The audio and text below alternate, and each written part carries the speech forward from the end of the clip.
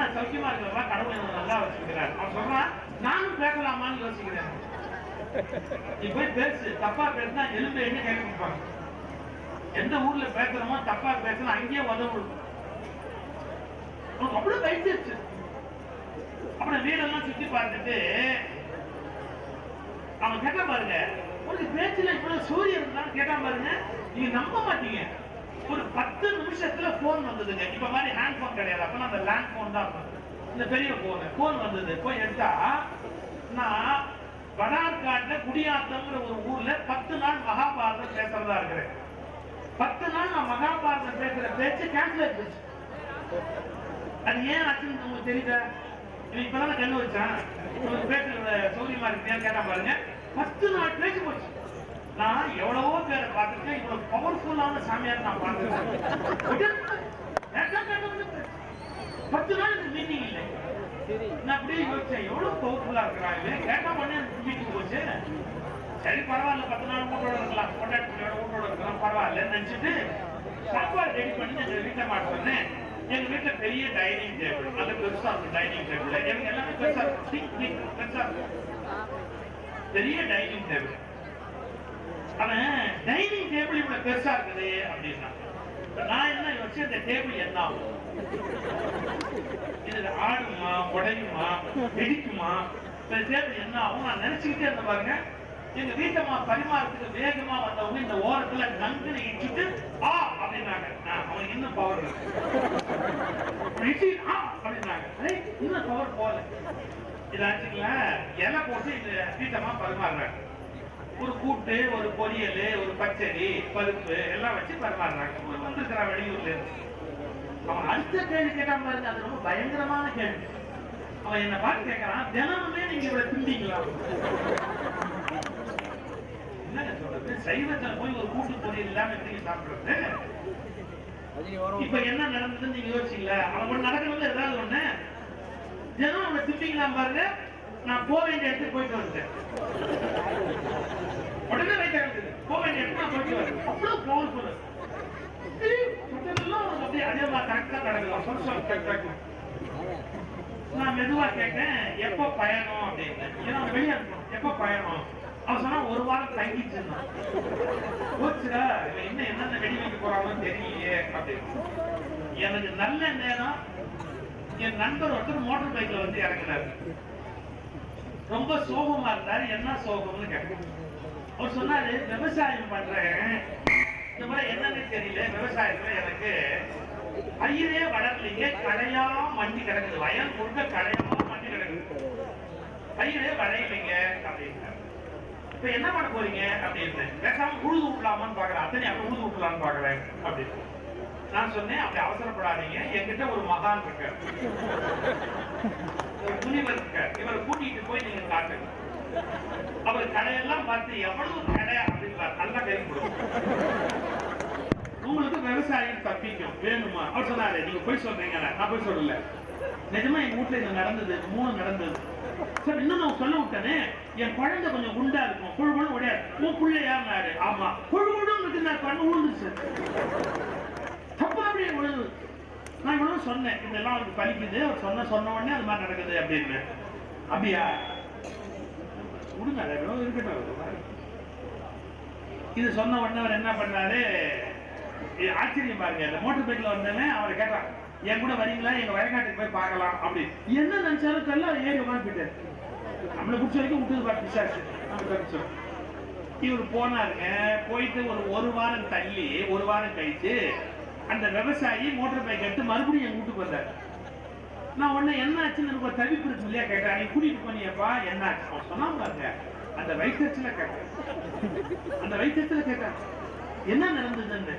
வயக்காட்டுல போய் நின்னுட்டு அந்த மனுஷன் சொன்னா, பரவாயில்லையே, இவ்வளவு கரைக்கு மத்தியிலையும் அங்கங்க 2 பயிர் நிக்குது, அதெல்லாம் கை போட்டு. எவ்வளவு நல்ல மனசு பாத்தீங்களா அவங்க. இந்த உலகத்துல இது மாதிரி 2 பேர் இருந்தா போறோம், ஊரே விடப்படும். நீங்க விநாயகரை கும்பிட்டா போறாது, விநாயகரை கும்பிட்டவனுக்கு என்ன இருக்கணும்? நல்ல மனம் உண்டா, வாக்குண்டா, நல்ல மனம் உண்டா, நல்ல மனசு இருக்கு. மா மலராள் நோக்குண்டா, மகாலட்சுமியோட கருணை பார்வை, செல்வம் இருக்கும், செழிப்பு இருக்கும். மேனி நுடங்காது. நுடங்காதுன்னா வளையாது, நோய் வராதுன்னு அர்த்தம். நீங்க விநாயகரை கும்பிடுற போது என்ன பண்றோம், இப்படி தோப்பு கரணம் போடுறோம். இப்ப அமெரிக்கால அதுக்கு என்ன பேர் வச்சிருக்காங்க தெரியுங்களா? சூப்பர் யோகா அப்படின்னு பேர் வச்சிருக்கா அமெரிக்கா. இந்த காதை பிடிச்சி இப்படி தோப்பு கரணம் போடுறது. ஏன்னா இத இப்படி பிடிச்சி இப்படி தோப்பு கரணம் போட்டா முதுகு தண்டுக்கு நல்லது, மூளைக்கு நல்லது. இப்ப கண்டுபிடிச்சிருக்காங்க. நம்ம பெரியவங்க என்னைக்கோ சொல்லி வச்சிருக்கிறோம். நமக்கு நம்ம பெரியவங்க சொன்ன அருமை தெரியல. பழைய காலத்துல பள்ளிக்கூடத்துல யாராவது சரியா படிக்காட்டி வாத்தியார் என்ன பண்ண, தோப்பு கரணம் போடு அப்படிம்பாரு. அப்படி தோப்பு கரணம் போட்டா நம்முடைய மூளைக்கு ரத்தம் போகும். அதனால நம்ம கொஞ்சம் அறிவாளியா மாறலாம். நீங்க விநாயகரை கும்பிடுற போது இப்படி குட்டிக்கு வாங்க பாருங்க. சுக்லாம் பரதரம் விஷ்ணு. கோயில பூஜை பண்ற ஐயர் குட்டுவாரு சுக்லாம் பரதரம்னு. இங்க குட்டினா என்ன அர்த்தம்? இந்த இடத்துல குட்டும் போது நம்முடைய இந்த பகுதியில ரத்த ஓட்டம் கூடும், குத்தி கூடும். அதுக்காக வந்ததெல்லாம். அப்ப விநாயகரை கும்பிட்டா நோய் வராது, மேனி நுடங்காது. துப்பார் திருமேனி தும்பிக்க யான் பாதம் தப்பாமல் சார்வார் தமக்கு. தவறாம விநாயகருடைய கோயில்ல போய் யார் விநாயகர் கும்பிடுறானோ அவனுக்கு நோய் வராது, நொடி வராது, சௌக்கியமா. ஏன்னா நமக்கு வருகிற கஷ்டங்களை நீக்குகிற கடவுள். அவருக்கு என்ன பேரு? விக்னேஸ்வரர்னு பேரு. விக்னம்னா தடை. நமக்கு நிறைய தடை வருது இல்ல, தடைகளை நீக்குகிற கடவுள். சென்னையில ஒட்டு கொடுத்தனம்னு ஒண்ணு உண்டு. இப்படி ஒரு வீடு, அடுத்த வீடு, அடுத்த வீடு, ஒரு 30 வீடு வரிசையா இருக்கும். அப்படியே ஒரே வீட்டுக்குள்ள 30 வீடு கொடுத்துன்னு இருப்பாங்க. பரீட்சைக்கு பையன் புறப்படுறான். அந்த வீட்டு பையன் பரீட்சைக்கு புறப்படுறான். ஒரு பையன் அவன், அம்மா நான் பரீட்சைக்கு போயிட்டு வரணும்னு அம்மாவை கும்பிட்டுட்டு புறப்படுறான் பாருங்க. உங்க அம்மாவை கும்பிட்டு வாசல்ல படி இறங்குறான். எழுத்து வீட்டுக்கார சாமி கும்பிட்டான். கோவிந்தா கோவிந்தா கோவிந்தா. அவன் என்ன பண்றான்? ரிசல்ட் சொல்றான். கோவிந்தா கோவிந்தா கோவிந்தா ரிசல்ட் சொல்றான். அந்த பையன் உடனே உள்ள வந்து சொன்னான், அம்மா நான் பரீட்சைக்கு புறப்படும் போதே ஏத்து வீட்டுக்காரன் கோவிந்தான்னு சொல்றான். நான் என்ன பண்றது? அம்மா சொன்னாங்க, அதை கவலைப்படாதடா, நம்ம தெருவு நம்ம வீட்டுக்குள்ளேயே எல்லாம் சகுனம் பார்க்கப்படாது, தெருவில் இறங்கும் போது தான் சகுனம் பார்க்கணும், தெருவில் போய் இறங்கு. அவன் தெருவில் இறங்கும் போது ஒருத்தன் கோழி முட்டைன்னு வச்சுட்டு வந்தான். என்ன வாங்க போற மார்க்கு? இந்த பையன் ரொம்ப வருத்தப்பட்டான். சகுனம் சரியில்லைம்மா, நான் பரீட்சைக்கு போகலன்னா. அவங்க அம்மா சொன்னாங்க, அறிவு இருக்கு அவனுக்கு, சகுனம் சரியில்லைன்னு பரீட்சைக்கு போகாம இருக்க முடியுமா? பிள்ளையார் கூப்பிட்டு போயிட்டு. ஏன்னா எல்லா தடைகளையும் நீக்கக்கூடிய தனிப்பெரும் தலைமை யாருன்னு கேட்டா விநாயகர். இதுக்கு இந்த கோயில் ஒரு மந்திரம் சொல்லுவாங்க, உங்களை பல பேருக்கு தெரியலாம், தெரியாம இருக்கலாம். ஓம் நமோ ஹேரம்ப மதமோதித மம சர்வ சங்கட நிவார நிவாரையே கும்பட் ஸ்வாஹா. சர்வ சங்கட நிவார, எல்லா கஷ்டங்கள்ல இருந்து என்ன காப்பாத்துகிறவன் அப்படின்னு அர்த்தம். சர்வ சங்கட நிவார நிவாரையே கும்பட் ஸ்வாஹா அப்படிதான் யாகம் பண்ணுவாங்க. இப்ப கும்பிட்டா காரியம் நடக்கும், நடக்காத காரியம் எல்லாம் நடக்கும். சித்தி விநாயகர்னு பேர். ஓம் நம சித்தி விநாயகாய சர்வ காரிய கர்த்தே சர்வ விக்ன பிரசன்னாய சர்வ ராஜ்ய வஷ்யகரணாய சர்வஜன சர்வஸ்திரீ சர்வ புருஷ ஆகர்ஷ்ணா ஸ்ரீம் ஓம் ஸ்வாஹா. அதாவது சர்வ ஜன சர்வ ஸ்திரீ சர்வ புருஷ. யார் விநாயகர் கும்பிடுறாங்களோ அவங்க உலகத்தை அட்ராக்ட் பண்ணக்கூடியவங்க. இதெல்லாம் விநாயகர் வழிபாட்டில் இருக்கிற நுட்பங்கள். நான் நிறைய சொல்லணும். நீங்க விநாயகர் கும்பிடுறீங்களே, ஒன்னே ஒன்று சொல்லிட்டு நான் நேரம் தலைப்புக்குள்ள வரேன். நீங்க விநாயகரை வந்து நம்ம எப்படி கும்பிடுறோம் பாருங்க. களிமண்ல பிள்ளையார் பிடிச்சி வச்சு கும்பிடுறோம். இப்படி களிமண்ல பிள்ளையார் வச்சு கும்பிடுறோம் இல்லைங்களா? சதுர்த்திக்கு முன்னாடி அப்படிதான் பண்ணுவோம். களிமண்ல பிள்ளையார் வச்சு. என்ன பண்ண போறீங்க? சவுண்ட் ஏன் கொடுக்குது திடீர்னு?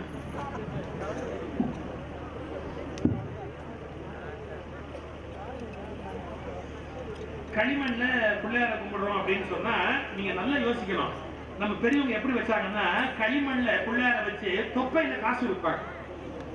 1 ரூபாய் 8 அணா தொப்பையில காசு வைப்பாங்க. ஏன் இதெல்லாம் வச்சாங்க? பிள்ளையாருக்கு 8 அணா காசு இல்லையா? அந்த காலத்துல இந்த பிள்ளையார் களிமண்ல பண்ணி என்ன கொண்டு போய் கிடைப்பாங்க? பிள்ளையார ஊர்ல ஒரு குளம் இருக்கும், ஊருக்குள்ள ஒரு குளம் இருக்கும். அந்த குளத்துல கொண்டு போய் பிள்ளையார கிடைப்பாங்க. இல்ல ஏரி இருக்கும், விவசாயத்துக்கு வேண்டிய ஏரி இருக்கும், ஏரிக்குள்ள ஒண்ணுமே பிள்ளையார கிடப்பாங்க. கொஞ்சம் யோசிச்சு பாருங்க, பிள்ளையார் தொப்பையில வச்ச காசு என்ன ஆகும்?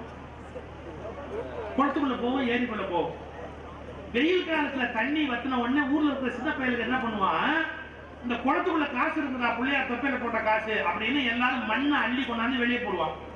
காசு எடுத்து விளையாடுறதுக்கு போவான். இப்ப மண்ணை அள்ளி போடும் போது குளத்துல இருக்கிற மண்ணை அள்ளி போட்டா ஏரி ஆழமாயிடும், குளம் ஆழமாயிடும், மழை பெஞ்சா அதிக தண்ணி நிற்கும். எப்படி பிள்ளையார் வழிபாட்டை சமூக நன்மைக்கு பண்ணாங்க பாருங்க. அதை ஊரோட சேர்த்து இணைச்சிட்டாங்க. அப்படி வந்த வழிபாடு விநாயகர் பெருமானுடைய வழிபாடு. அவருக்கு ஒண்ணு பெருசா போட்டு அர்ச்சனை எல்லாம் பண்ண மாட்டாங்க. அருகம்புல் போட்ட போறோம், அருகம்புல் இங்க விளையுது, அதை போட்டு அர்ச்சனை பண்ணா போறோம். ஏன் மல்லிகைப்பூ கேட்க கூடாத? மல்லிகைப்பூ பிள்ளையாருக்கு போடணும்னு சொல்லிட்டா மல்லிகைப்பூ வாங்கின உடனே பிள்ளையார் ஞாபகமும் வரும், கொண்டாட்டி ஞாபகமும் வரும். இப்ப என்ன பண்ணுவேன்? சரி போட, பிள்ளையார் நல்லா பிரயோஜனம் இல்லை, கொண்டாடிட்டு போவாங்க, மல்லிகைப்பூ கும்பிடுவாங்க. அதனால பிள்ளையார் பார்த்தார், எருக்கம்பூ கொண்டாடாங்க. எருக்கம்பூ எவனாவது கொண்டாடி வைப்பாங்க?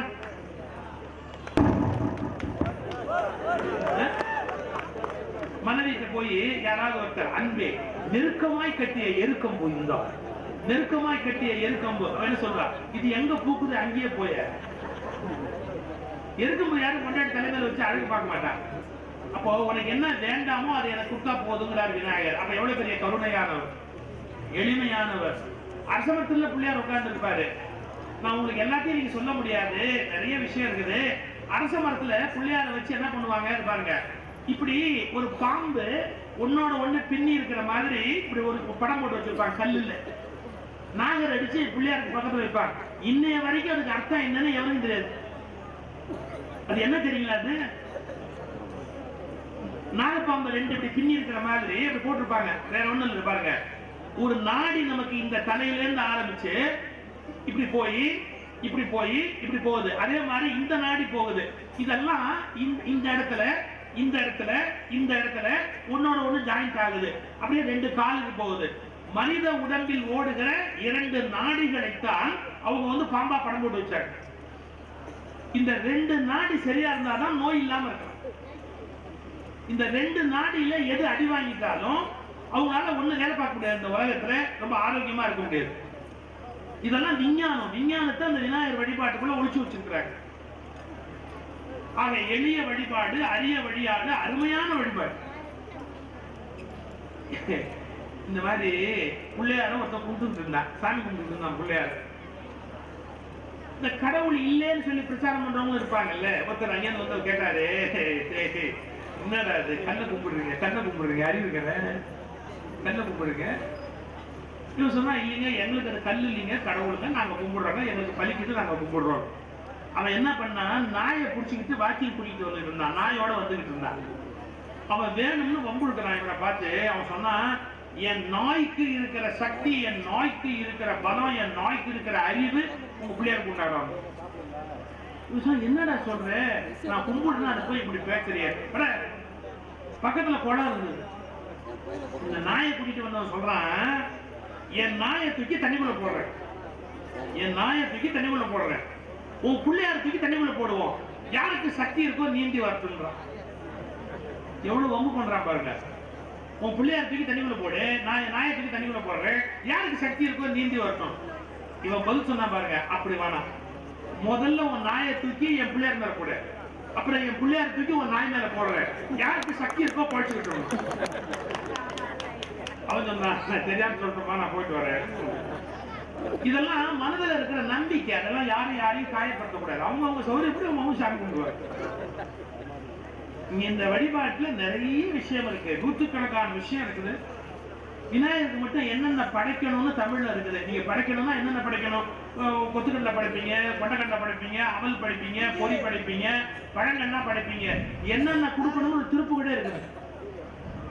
இக்கவரை நற்கரைகள் சர்க்கரை பருப்புடன எள் பொறி அவல் துவரை இளநீர் வண்டு எச்சில் பயர் அப்ப வகை பச்சரிசி பிட்டு வெள ரிப்பழமை டிப்பல் வகை தனி மூலம் மிக்க அடிசிற்கடலை பட்சரம் எனக்குழும் ஒரு நிக்கிற சமர்த்தனும் அருளாழி வெப்ப குடில செடியில. பக்கரடி சித்திரமணின்னு ஒரு திருப்புகள். உங்க ஊருக்கு பக்கத்து ஒரு ராலிமலையில போய் பாருங்க, திருப்புகளுக்கு வருஷம் வருஷம் விழா நடக்குது. ராலிமலையில தான் தமிழ்நாட்டிலே திருப்புகளுக்கு பெரிய விழா நடக்கிற இடம் ராலிமலையில. நான் ரொம்ப ஆரம்ப காலத்துல வந்து பேசியிருக்கேன். ஒரு அருமையான திருப்புகள் பக்கரை விசித்திரமணின்னு ஒரு திருப்புகள். பக்கரை விசித்திரமணி பொற்கலன இத்தனடி பட்சி எனும் முக்கர துரகமும் நீப பக்குவம் அலத்துடையும். அந்த பாட்டே ஒரு அழகான பாட்டு.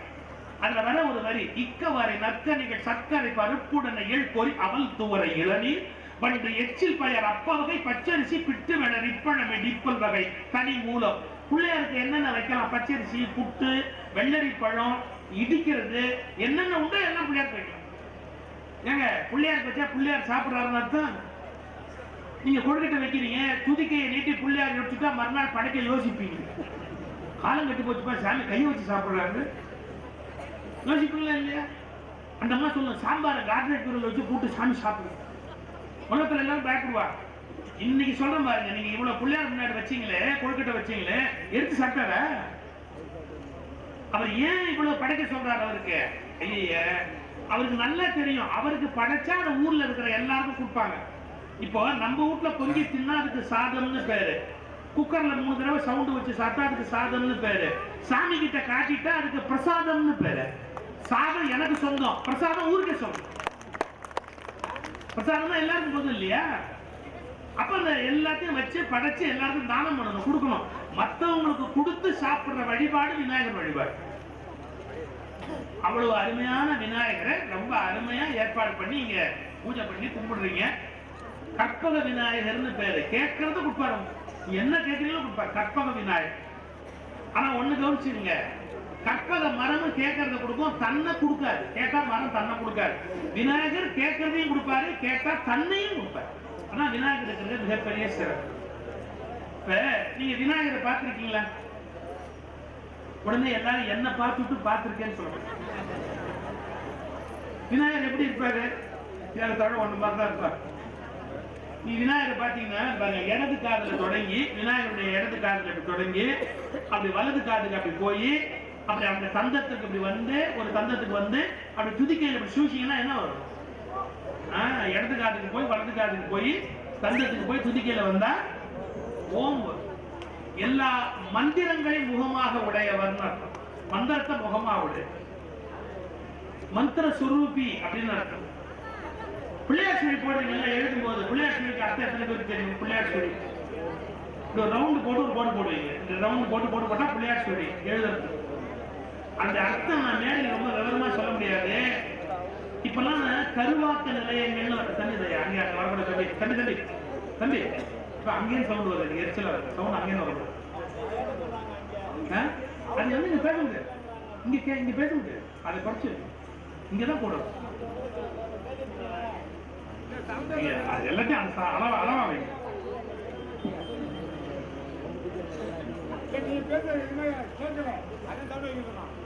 அது கேட்டா இங்க பேச முடியாது, அது சத்தம் போட இங்க பேசணும். எல்லாம் சமமா தான்.